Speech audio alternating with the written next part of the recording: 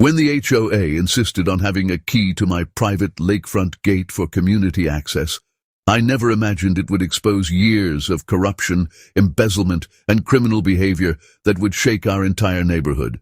Who would have thought that the journey toward justice started with nothing more than a simple padlock? I can still recall the moment when my once tranquil life at Cedar Lake spiraled into a nightmare. It was a sunny Tuesday afternoon when my work-from-home routine was shattered by a knock on the door. I wasn't expecting anyone.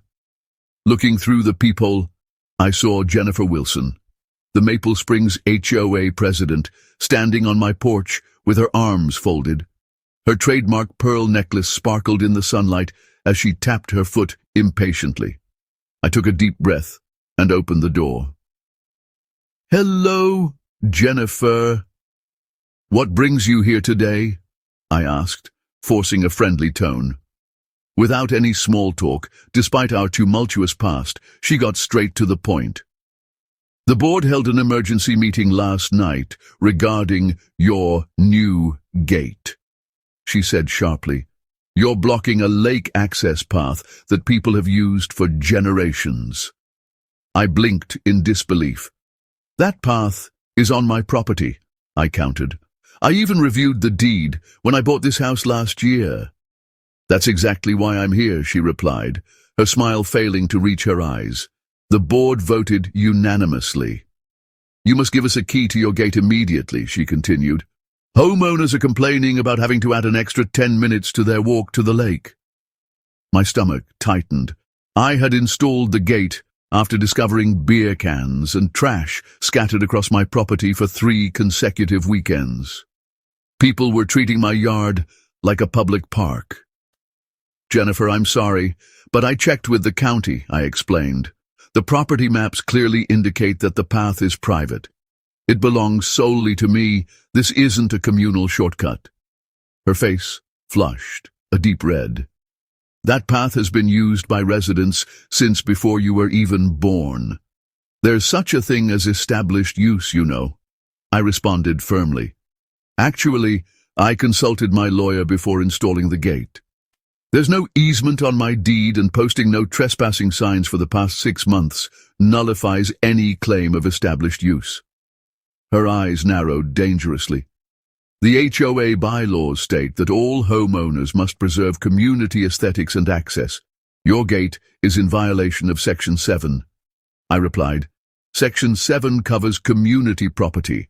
My land isn't community property." I felt a surge of relief, knowing I had read every word of that lengthy document when I moved in. Jennifer stepped closer, her tone lowering. "Listen carefully. The board has ways of making things very unpleasant for non-compliant homeowners.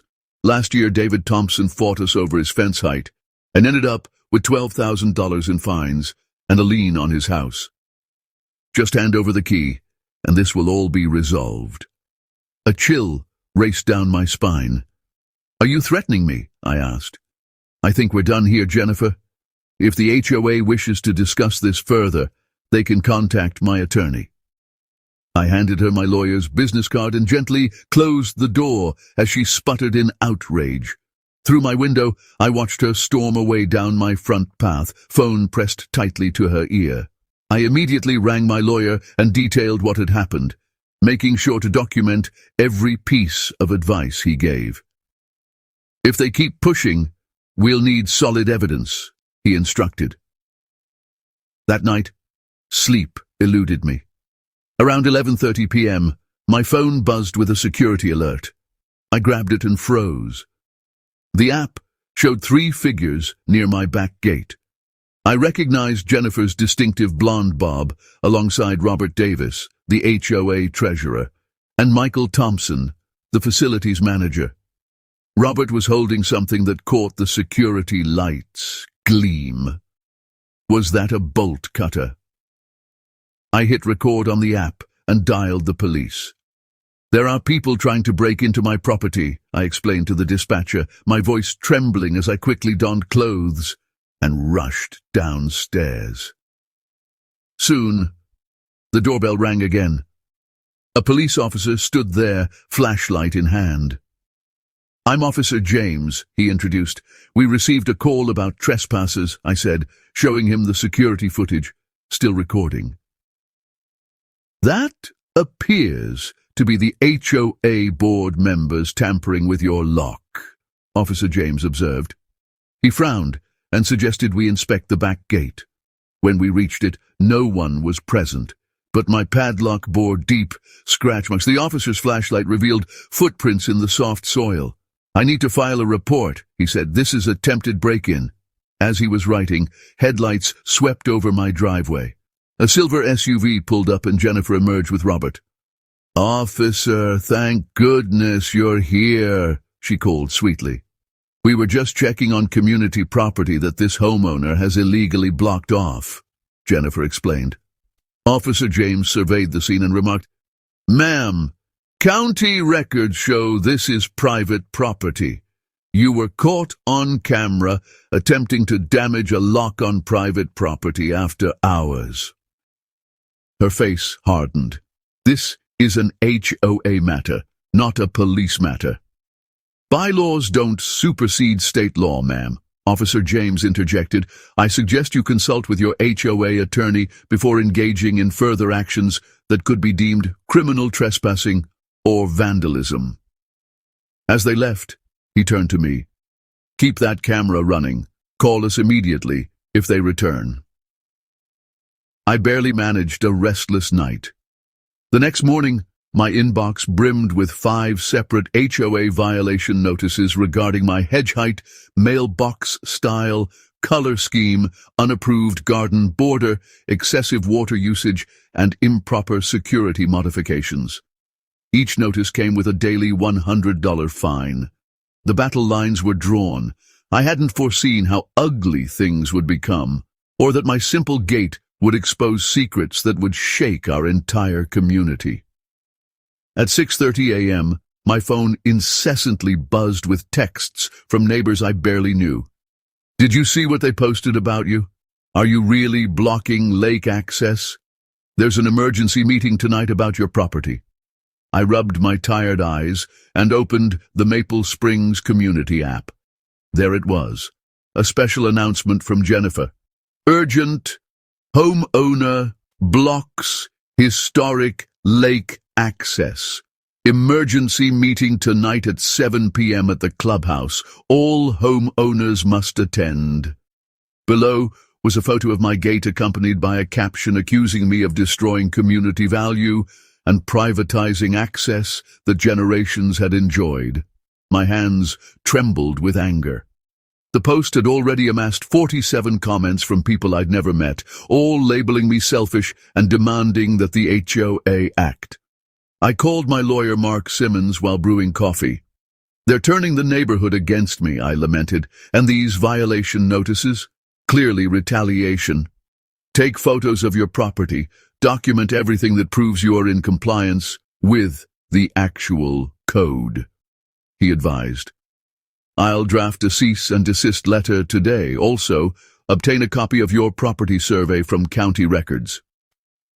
I took the day off and drove to the county clerk's office. The woman at the counter looked up when I explained my needs. Maple Springs HOA issue, she asked knowingly. I nodded, surprised as she lowered her voice. You're not the first. The HOA has long tried to label private lakefront properties as community access. They even tried altering the county zoning maps back in 2018. I nearly choked on my disbelief. They attempted that, but it was rejected. Here's your deed survey and property tax history. See this line? It clearly shows your property extends to the lakeshore with no easements or right-of-way markings. Bolstered by these official documents, I felt more secure. I spent the afternoon taking time-stamped photos of my property and filming a walkthrough to prove the path was within my boundaries.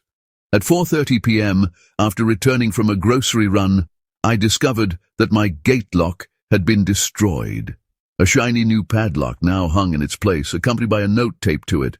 Community access restored. Contact the HOA office for your key. I stood in disbelief, grocery bag still in hand. They had actually vandalized my property in broad daylight. I called the police immediately. Officer Reynolds arrived, different from last night, and photographed the damaged lock, its replacement, and the note. "This is vandalism and criminal trespassing," he confirmed. "Would you like to press charges?" he asked. "Yes," I replied without hesitation, "and I want a restraining order against the board members." As Officer Reynolds filed his report, my elderly neighbor, Grace Mitchell, shuffled down the path from her adjacent home. Her worried face peeked out from under her gardening hat. "I saw them," she whispered. "Jennifer, Robert, and that handyman they hired. They used bolt cutters around noon. I caught it on my bird-watching camera."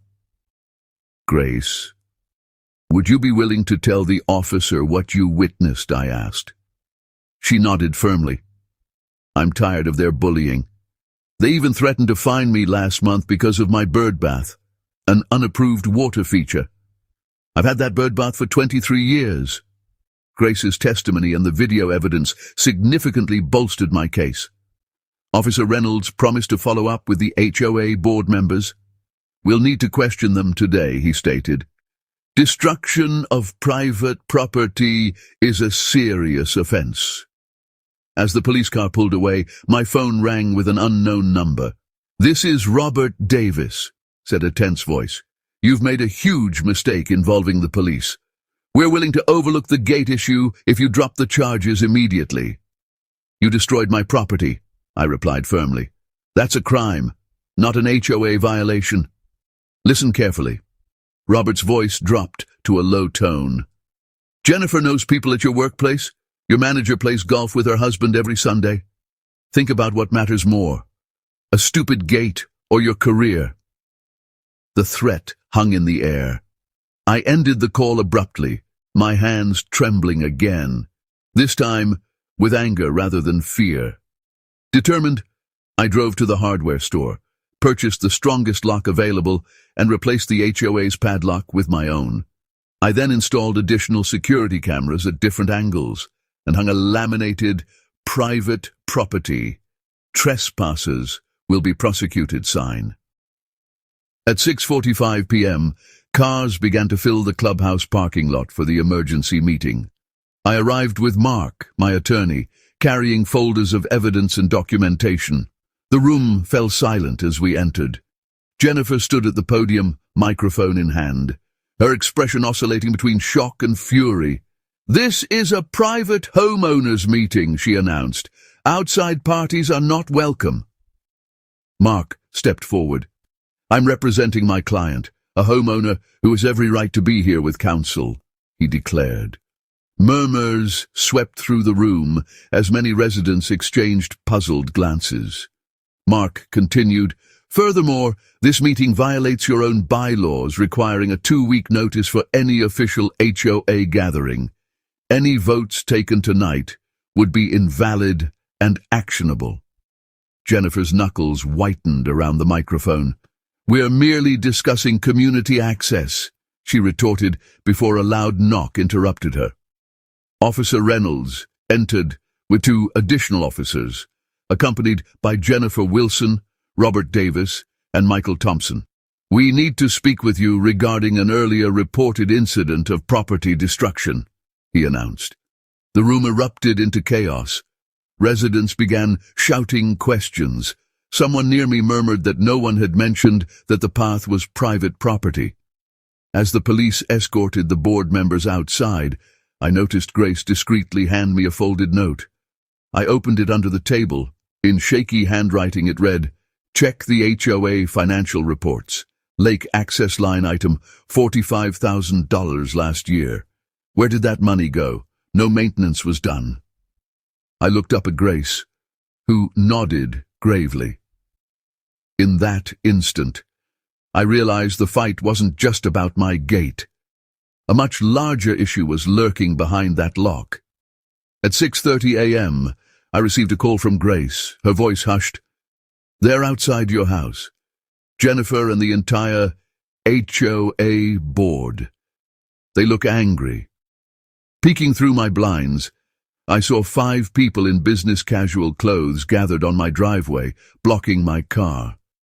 Jennifer stood at the forefront, arms crossed and tapping her foot impatiently. "Thanks for the warning, Grace," I said, my stomach knotting. I had to get to work, but this confrontation was inevitable. I grabbed my phone, opened the recording app, and pressed record. Something told me that I'd need evidence of what was about to unfold. With a deep breath, I stepped outside into the crisp morning air. "Good morning," I said calmly, even though my heart pounded. "Is there a reason you're blocking my driveway?" Jennifer stepped forward. Despite the gentle breeze, her perfectly styled blonde bob remained unmoved. "Remove that police report immediately," she demanded in a low, threatening tone. "The board has unanimously decided that your actions are hostile to community interests." "What Jennifer means," added Robert, adjusting his round glasses to reveal his cold eyes, "is that you have one chance to act reasonably before this escalates." I held my phone visibly, ensuring they saw it was recording. "Are you threatening me? Because that's exactly how it sounds." "We're protecting community interests," Robert replied, his tone icy. "That path has been in use for 20 years. A long-standing tradition." "Not legally," I countered. "And not anymore. The property survey clearly shows otherwise." "Nobody cares about your survey," Jennifer snapped, stepping even closer. "Do you have any idea who I am in this community? My husband plays golf with the mayor. I lead 3 charity committees." The others nodded as if her social standing could alter property law. "That's impressive," I said evenly, "but it doesn't give you the right to trespass on my property or change the locks on my gate." A red-faced man I recognized as Doug, the head of the landscaping committee, jabbed a finger at me. "You're making powerful enemies here. Think about what that means for your future in Maple Springs." I glanced at the clock. "I'm going to be late for work," as I headed toward my car. "Please move aside," they grumbled, reluctantly parting. Yet Jennifer wasn't finished. She handed me an official-looking envelope. "Special assessment," she announced. "The board voted last night. Your property now requires additional security measures due to your non-compliance. That's $500 due by Friday." I accepted the envelope without opening it. "My lawyer will review this," I said. "Now, if you'll excuse me." As I drove away, I watched them huddle together and whisper, my hands trembling on the steering wheel. This wasn't just about a gate anymore. At work, my concentration was shattered. During lunch, I forwarded the recording to my lawyer and called Officer Reynolds with an update. "They can't impose special assessments targeting individual homeowners," my lawyer explained. "That's discriminatory enforcement. Keep documenting everything." While wrapping up a project, my phone lit up with messages, 12 texts from neighbors alerting me about the emergency HOA meeting at 7 p.m. The strange part? I hadn't received any official notification as a homeowner. Grace called, her voice quivering. "I just got back from my doctor's and there are signs all over about an emergency meeting. When I called Jennifer, she said, it's for homeowners in good standing only." A chill ran down my spine. "What are they planning, Grace?" I asked. "I don't know," she whispered. But Nate from down the street overheard Jennifer saying they needed to set an example. Then came the bombshell. "They're voting to put a lien on your house." Grace's voice cracked. "Mary from the book club said Jennifer told everyone you've racked up $15,000 in violations." $15,000? "That's impossible," I stuttered. "They claim I have violations from 3 years ago that were never addressed." "They made it all up," Grace insisted, "even though Jennifer has charts and graphs showing a supposed history of non-compliance." Glancing at the clock, 5:30 p.m., I realized the meeting would begin at 7. I had just enough time. "Grace, thank you. Can you do me one more favor?" Go to the meeting and text me what happens. She agreed. What are you going to do? I asked, grabbing my keys. I'm bringing reinforcements. I called Officer Reynolds and updated him on the situation. Then my lawyer agreed to meet at the community center immediately. I made a quick stop at home to grab a folder containing all my property documents, surveys, and the security footage of the board members tampering with my lock. Pulling into the community center parking lot at 6:55 p.m., I saw nearly every space was taken. They had rallied the entire neighborhood against me. I sat in my car for a moment, heart pounding, overwhelmed by the reality of the fight ahead. I'd never been involved in a battle like this. I wasn't rich or influential like Jennifer. I had no fancy connections or clout. All I had was the truth and the law on my side. Would that be enough? My phone buzzed with a text from Grace. They're saying terrible things about you. Jennifer is posting pictures of your gate, calling it hostile architecture. Robert says community property values are dropping. People are getting really worked up. Come quickly. I stepped out of my car just as my lawyer pulled up, briefcase in hand, with Officer Reynolds following in his patrol car, lights off, but clearly present. Ready? My lawyer asked. I took a deep breath and nodded. Let's go set the record straight. The community center went completely quiet as we entered. Over 50 neighbors sat in folding chairs, all eyes fixed on us. Jennifer stood at the front next to a projector screen, displaying a close-up image of my gate, with angry red circles drawn around it. Her smile immediately faded when she saw my lawyer. This is a private meeting, she declared loudly, for homeowners only. Perfect, I replied, my voice stronger than I felt. I am a homeowner, and these gentlemen are my guests. Officer Reynolds offered a polite nod to the crowd. A few people shifted uneasily in their seats. My lawyer stepped forward. Before we proceed, I must inform everyone that this meeting violates your own HOA bylaws, which require at least 2 weeks' notice for any official vote. Robert quickly moved to Jennifer's side, whispering urgently into her ear. Her face turned a deep shade of red. This is an emergency session, she insisted. Special circumstances. What emergency? I asked, glancing around the room. A gate that's been here for months. Or is it that the police are investigating criminal property damage by board members? Murmurs rippled through the audience. I could see confusion on many faces. My lawyer cleared his throat.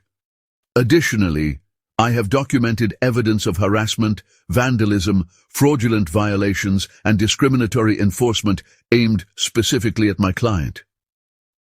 Jennifer banged a gavel I hadn't noticed before. This is out of order. We're here to discuss community access to the lake path, which has always been private property, I finished firmly. And I have the surveys and property records to prove it, I added, raising my folder. Then a man in the back row stood up. Jennifer, you told us this path was deeded to the community 20 years ago. Her eyes darted around nervously. Well, there's been a traditional easement. No easement exists in the county records, my lawyer interrupted. We checked thoroughly. At that moment, Officer Reynolds stepped forward. If I may add something, his calm, authoritative voice quieted the room immediately. I'm investigating a case of criminal trespassing and vandalism at this property owner's gate. We have security footage and physical evidence. He held up a clear plastic evidence bag containing fragments of my original lock. We even have fingerprints, he stated simply. The room erupted in disbelief. Neighbors exchanged shocked looks. A woman near the front rose angrily. You said this homeowner was vandalizing community property, she shouted at Jennifer. You never mentioned it was private land, she retorted. Jennifer pounded her gavel desperately. Order! We need order! but the meeting was falling into chaos. My neighbor Thomas, a quiet accountant I barely knew, approached me. "Is it true they broke into your property?" he asked, concern etched on his face. I nodded and showed him the security footage on my phone. His eyes grew wide. "They told everyone you were trying to block lake access that's been community property for decades. They even added $50 to our quarterly dues last year for lake path maintenance." Something clicked. Wait, they've been charging everyone for maintaining my private property. Thomas nodded grimly. "And they raised it again this year," I added. My lawyer overheard our exchange and muttered, "That could constitute fraud." Across the room, Grace was animatedly speaking with a group of elderly neighbors, occasionally pointing in my direction. I saw sympathetic nods all around. Realizing she was losing control, Jennifer tried a new tactic. "This is exactly what happens when outsiders move into established communities," she shouted over the noise. "They don't respect our traditions." The room quieted slightly as eyes turned toward me. I took a deep breath and spoke clearly so everyone could hear. "I'm not an outsider trying to change things. I'm a homeowner protecting my legal property rights, and I've uncovered that your board has been charging all of you for access to and maintenance of property they don't even own." At that, Robert leapt to his feet. "That's a lie," he interrupted, glancing desperately at Jennifer for support. "We have," Jennifer faltered, "we have documentation." "Show us," several voices demanded. Officer Reynolds stepped forward again. "I'd be very interested in seeing that documentation too. It might be relevant to our investigation." Jennifer's face turned ashen.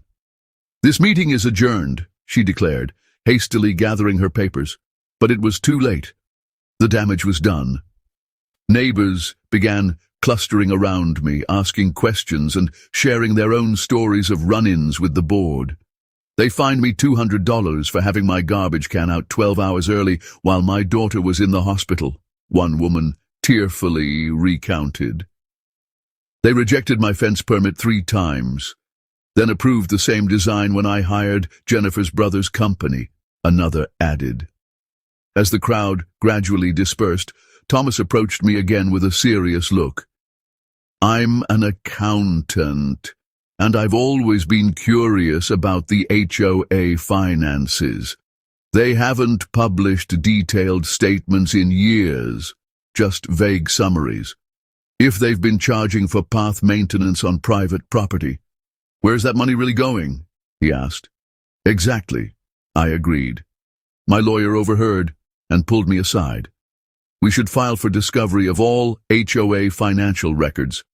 If there's financial impropriety on top of everything else, this might be much bigger than a simple gate dispute." Officer Reynolds joined our huddle. "I've taken statements from several witnesses who saw board members tampering with your property. We have enough evidence to press charges if you want to proceed." I looked around the room. Jennifer and the other board members had vanished, yet most neighbors lingered, talking in small groups and occasionally glancing my way. This wasn't just about my gate anymore. It was about a community that had been manipulated and deceived. "I want to press charges," I declared, "and I want to see those financial records." As we left the community center, Grace hurried up beside me. "You were wonderful," she said, patting my arm. "So brave." "Thank you for warning me," I replied. "I couldn't have done this without you." She smiled mischievously. "Oh, I'm not done yet. I've been keeping notes on every board meeting for the past 5 years. Every inconsistency, every strange decision. I never thought I'd have a chance to use them." I looked at her with newfound respect. "Grace, would you share those notes with my lawyer?" "I thought you'd never ask," she replied. Driving home that night, I felt an unexpected sense of purpose. This fight wasn't just for me anymore. It was for Grace, for Thomas, and for every neighbor who'd been bullied and misled. The battle over my gate had uncovered something much darker lurking in our once pleasant community. Now, with allies at my side, I was determined to expose it all. The next day brought more challenges. In the courtroom, I sat quietly in the back, watching Jennifer fidget nervously as my lawyer laid out documents. "Your Honor," he began during discovery, "we've found disturbing financial irregularities directly connected to this case." Jennifer's lawyer jumped up.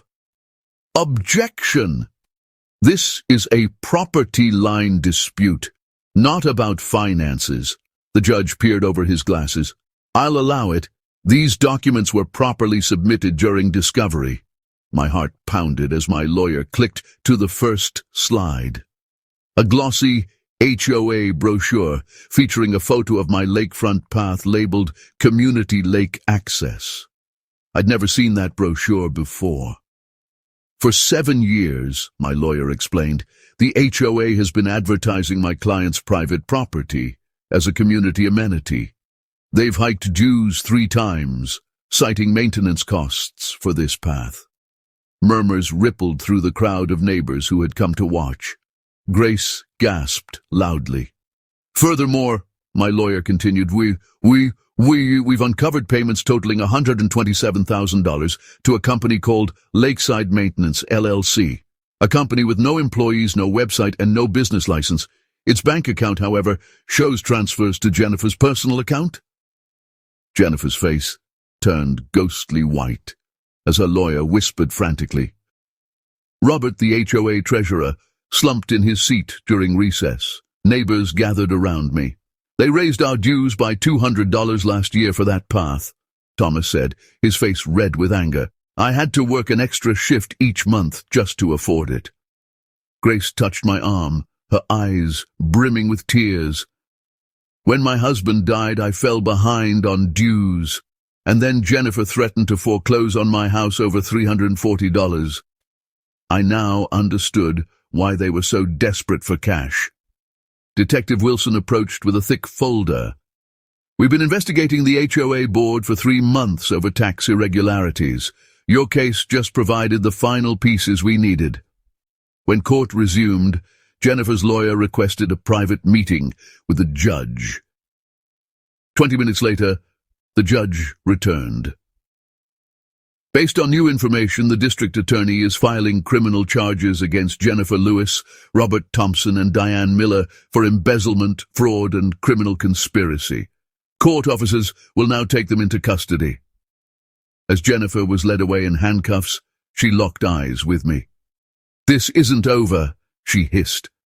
That evening, news vans lined our street, and my phone buzzed non-stop. What began as a minor gate dispute had exposed years of corruption. A court-appointed administrator called an emergency HOA meeting the following week, and the community center was packed. People lined the walls, their faces a mix of anger and disbelief, as the administrator detailed the full scope of the fraud beyond just the path issue. The board had created 6 fake vendor companies to bill for work never performed, skimmed money from the reserve fund, and even taken kickbacks from the actual landscaping company. "What happens now?" someone shouted. "First, we elect a new board. Second, we conduct a full audit to recover funds. Third, we review all violation notices from the past 3 years. Many appear retaliatory or fraudulent." My neighbor Thomas stood up. "I propose we nominate Grace for the new board. She questioned their spending last year and nearly got ruined." Grace blushed as applause filled the room. "I'll do it if someone helps me understand the financial details," said a man I hadn't met before. "I'm an accountant. I'll help." As the meeting continued, I slipped outside for a break. Detective Wilson joined me quietly. "You should know," he said. "We found a journal in Jennifer's home office listing problem homeowners with plans to force them out. Your name was at the top, with notes about catching you on violations until you be forced to sell." I shivered, despite the warm evening. "Why me?" I barely knew her before the gate issue. Your property is the largest on the lake, he explained. She has a friend who's a developer, and they had plans. Inside, I heard cheering. Through the window, I saw Grace, standing at the podium, her thin shoulders now straight with new confidence. The detective handed me a business card. The DA will call you tomorrow. This case was deeper than anyone had realized. People in high places were involved. Are you ready for that? I thought, remembering how Grace nearly lost her home, Thomas's extra shifts, and the countless neighbors who'd been bullied and cheated.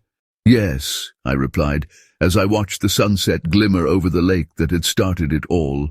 Some gates are meant to stay closed, but the truth, that gate needed to swing wide open. 6 months passed in a whirlwind of depositions, interviews, and court appearances. I never planned to become the center of a case that made national headlines. Yet here I was, sitting in the district attorney's office, reviewing my testimony one final time. You've been incredibly helpful, Ms. Rodriguez, the lead prosecutor said. Your detailed records turned this from a simple fraud case into something much larger. I nodded, recalling my grandfather's advice to keep everything in writing. I never expected that my habit of saving emails would expose corruption within the city council. She smiled grimly. The connection between Councilman Walsh and Walsh Development Company would have remained hidden if I hadn't pushed back on that gate. Outside, spring had arrived at Maple Springs Community. Fresh flowers lined the walkways. New play equipment gleamed in the common area, and the community center sported a fresh coat of paint. As I walked home, neighbors waved and greeted me. The same people who had avoided eye contact a year ago now stopped to chat. Thomas jogged over from his yard. Did you hear? The recovery company found another account. We're getting back almost 60% of the stolen funds. That's amazing. What will the new board do with it? He grinned. Grace proposed establishing a proper community lake access on the north side. It'll be nicer than your old path ever was. No offense. None taken, I laughed. At home I found an official letter from the court. The restitution hearing had been scheduled. Jennifer, Robert, and Diane had all taken plea deals, avoiding jail time but agreeing to significant community service and repayment plans. Soon after, the doorbell rang. Grace stood there with a folder and a basket of muffins. Board meeting prep, she explained, setting the muffins down. I never thanked you properly. For what? I asked. You're the one who stepped up to lead. She shook her head. For showing me that standing up for what's right matters. I was so scared of them for years that I just paid whatever they demanded. Now I'm helping run things. We spread the documents across my kitchen table. The new board had implemented clear, fair processes. Violations now required photographic evidence and board review. Financial statements were posted monthly. Every vendor contract was rebid. How's your gate doing? Grace asked with a twinkle in her eye. Wonderful, quiet, boring, exactly as a gate should be. Later that afternoon, as Grace left, I noticed a moving truck parked at Jennifer's old house. Her family had relocated after the scandal. A young couple with 2 children directed the movers. The little girl spotted me and waved enthusiastically. Despite everything, I felt hopeful for these newcomers. That evening, I attended the monthly HOA meeting, something I'd avoided for years. The community center buzzed with conversation as Grace called the meeting to order. First item, the lake access project. Construction begins next month and we're under budget thanks to Thomas's negotiations with contractors, she announced. People applauded as Thomas presented the plans. The new access point would include a fishing dock, a picnic area, and a kayak launch, far better than my narrow old path. After the meeting, I lingered to watch neighbors chatting in clusters. Detective Wilson appeared at my side. Thought you'd like to know. Councilman Walsh resigned today. The investigation into development kickbacks is now expanding to 3 other council members. Will it never end? I asked, amazed at how far the ripples had spread. He shrugged.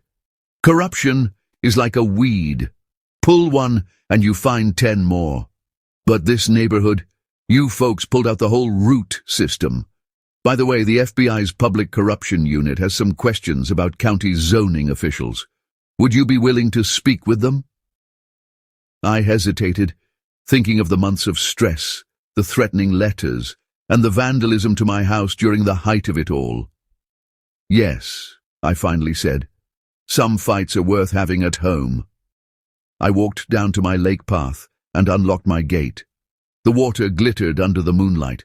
A year ago, I fought for this strip of land out of principle.